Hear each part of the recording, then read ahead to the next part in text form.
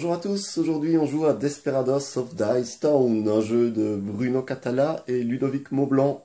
C'est un jeu donc pour 2 à 4 joueurs à partir de 8 ans et une partie ça dure environ 30 minutes. Le jeu est édité par Matago. Alors dans ce jeu vous êtes le chef d'un gang de Desperados qui ont été envoyés en prison. Donc il va falloir être le premier à libérer ces 5 Desperados, tout en étant également le plus riche à la fin de la partie. Alors c'est un jeu de dés, donc évidemment dans la boîte on va trouver 4 dés qui sont identiques. On va trouver ces cartes rondes qui sont donc qui représentent les Desperados à libérer. Il y a également une notion d'argent dans le jeu, donc il y a des jetons de poker pour représenter cet argent, avec les valeurs 1, 5 et 10. La jolie boîte ici sert en fait à lancer les dés, donc c'est très pratique pour ne pas que les dés volent par terre. Voilà, on va pouvoir lancer les dés dedans. On retrouve un tas de cartes Wild West, et alors 4 cartes qui vont décrire les différentes familles de prisonniers. Alors en début de partie, chaque joueur reçoit 5 cartes Desperados, donc chaque carte représente un prisonnier, et les cartes d'un joueur appartiennent à une même famille. Donc ici par exemple j'ai la famille des Wilson. Voilà, chaque joueur reçoit également 50 $ sous forme de jetons, donc 5 jetons de 1, 5 jetons de 5 et 2 jetons de 10. Voilà, donc ici on va illustrer une partie avec 3 joueurs. Alors l'idée générale du jeu, c'est de lancer les dés pour réussir à faire échapper les prisonniers. Donc si on regarde une carte prisonnier, on voit qu'en fait il y a des numéros qui correspondent donc au nombre d'actions qui sera nécessaire pour que le prisonnier puisse s'évader. Donc si on regarde cette carte-ci, on voit que le chiffre du dessus, donc c'est le numéro 4, donc il faudra 4 actions pour qu'il puisse s'échapper. On va faire une première action, on pourra tourner la carte, il ne restera plus que 3 actions, 2 actions, une action. Ensuite, pour la prochaine action, on arrivera sur le trousseau et à ce moment-là, on pourra retourner la carte pour représenter donc l'évasion du prisonnier. Il faudra réussir à faire ça avec ces 5 cartes. On voit en fait que les cartes sont classées donc par ordre croissant de difficulté pour l'évasion. On a donc la première carte ici à gauche, il faudra 2 actions pour qu'il puisse s'évader, puis 3, 4, 5. Le dernier, il faudra 6 actions pour qu'il puisse s'échapper. Et donc, au fur et à mesure de la partie, on va tourner les cartes, comme ça, pour représenter l'évasion du prisonnier.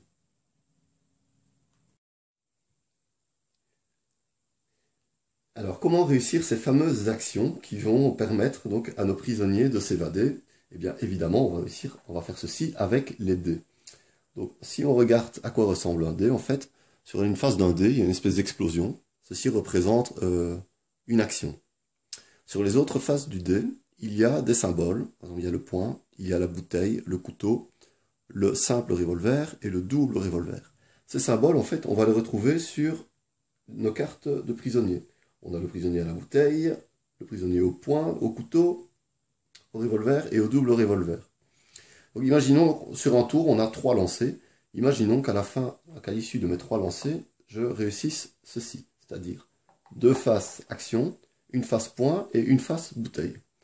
Ça signifie que je vais pouvoir soit jouer 2 actions sur le personnage au poing, ou faire 2 actions sur le personnage à la bouteille, ou alors je peux répartir cela différemment en faisant une action sur le personnage au poing et une action sur le personnage à la bouteille.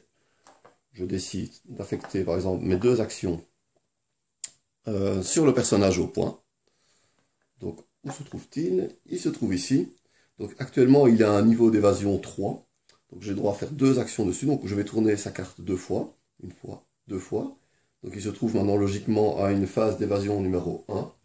Donc il ne restera plus qu'une seule action. Une seule action sera nécessaire pour qu'il puisse alors s'évader et que l'on puisse le retourner. Donc si lors d'un jet suivant, je réalise à nouveau cette combinaison-ci, une action sur le personnage au point, je peux tourner une nouvelle fois ma carte, j'arrive au symbole du trousseau de clés au niveau de la carte, et à ce moment-là, je peux le retourner et j'ai réussi à faire évader un de mes desperados.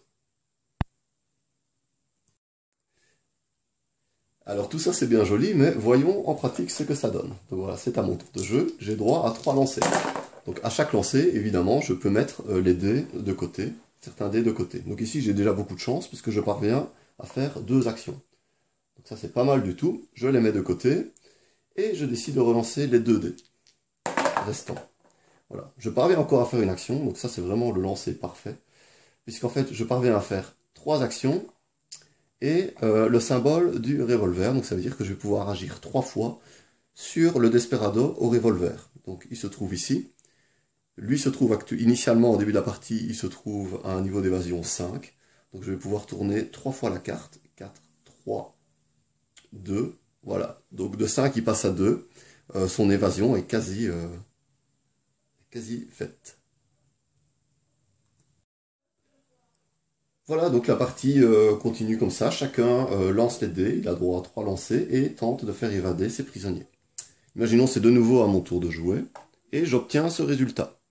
2 actions, soit sur le couteau, soit sur le revolver.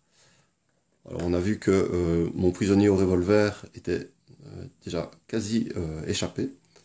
Il lui reste 2, donc je décide d'affecter les 2 actions au revolver. Je tourne une fois, 2 fois, j'arrive au niveau du symbole de la clé, ce qui signifie que voilà, je peux retourner ma carte pour montrer l'évasion de mon prisonnier.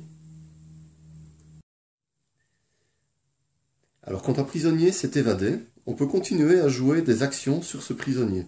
Mais cela va avoir un effet différent en fait, ça va avoir un effet d'attaque sur ses adversaires. Donc imaginons ici, j'ai encore réussi à faire 2 actions et un pistolet.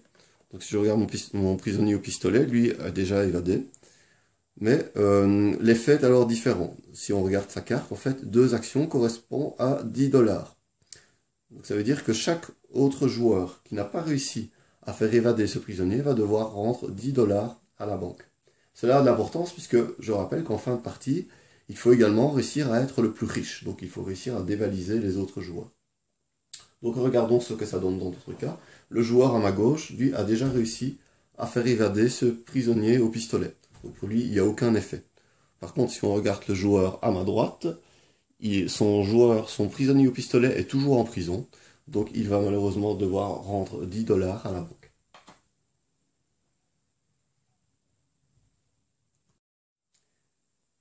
Alors regardons maintenant l'effet des cartes dans le jeu. Donc au début de la partie, on n'a pas de cartes, mais on va pouvoir piocher des cartes dans 3 cas. Si on réalise un brelan, ce qui est indiqué ici sur la carte, si on réalise un brelan, on va pouvoir prendre les 3 premières cartes de la pioche et en prendre une dans sa main. Si on réalise un carré, donc c'est-à-dire 4 dés identiques, quelle que soit la face du dé d'ailleurs, on va pouvoir prendre, parmi les 4 premières cartes de la pioche, on va pouvoir en conserver 2. Il y a un troisième cas dans lequel on pioche une carte, c'est si on ne fait rien du tout. Donc si on a par exemple, à la fin de ces 3 lancers, on a par exemple 4 dés qui sont différents, à ce moment-là on a une petite compensation, on peut prendre la première carte dans notre main. Alors regardons l'effet de quelques cartes, par exemple la Winchester, ça j'aime beaucoup.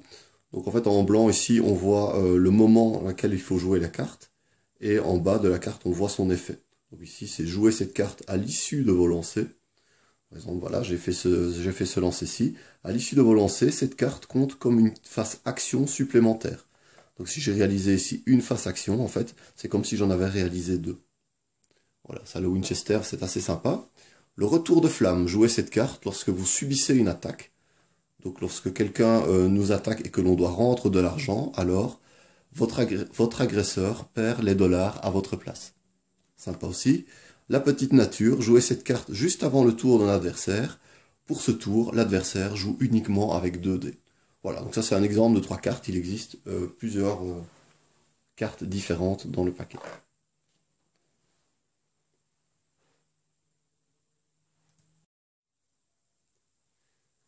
Petit point de règle supplémentaire aussi, ça concerne ce prisonnier, donc le premier prisonnier, qui est finalement le prisonnier le plus facile à faire évader, puisqu'il ne nécessite que 2 actions. En fait, quand on va réussir à faire évader ce prisonnier, les actions qui lui sont associées, en fait, ce ne sont pas des actions d'attaque vers les autres joueurs, mais ce sont des actions qui vont en fait dépendre de la famille que l'on a obtenue, la famille de Desperados que l'on a obtenue en début de partie. Donc là, alors il faut se référer à la carte explicative. Donc ici, c'est un personnage qui va nous permettre de piocher des cartes. Donc si j'assigne une action à ce personnage, je peux piocher une carte, 2 actions, je pioche 2 cartes, et 3 actions, je pioche 3 cartes. Et ça, c'est vraiment spécifique à la famille qui m'a été assignée en début de partie.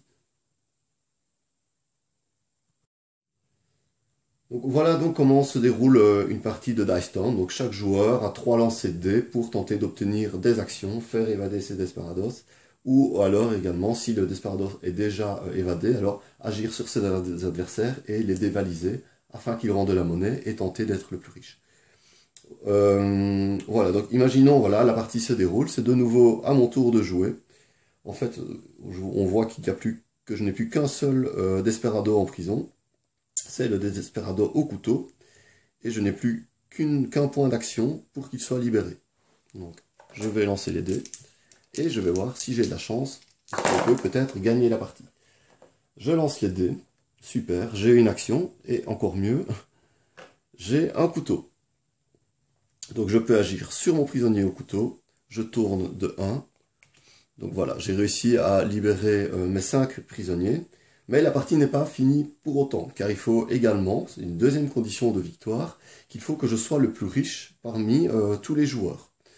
Donc à ce moment-là, on va compter mon argent. Donc j'ai actuellement 10, 20, 30, j'ai 35 dollars. Voyons ce que mes adversaires ont. Donc mon adversaire à gauche a 15 dollars et mon adversaire à ma droite est complètement ruiné puisqu'il lui reste un seul dollar.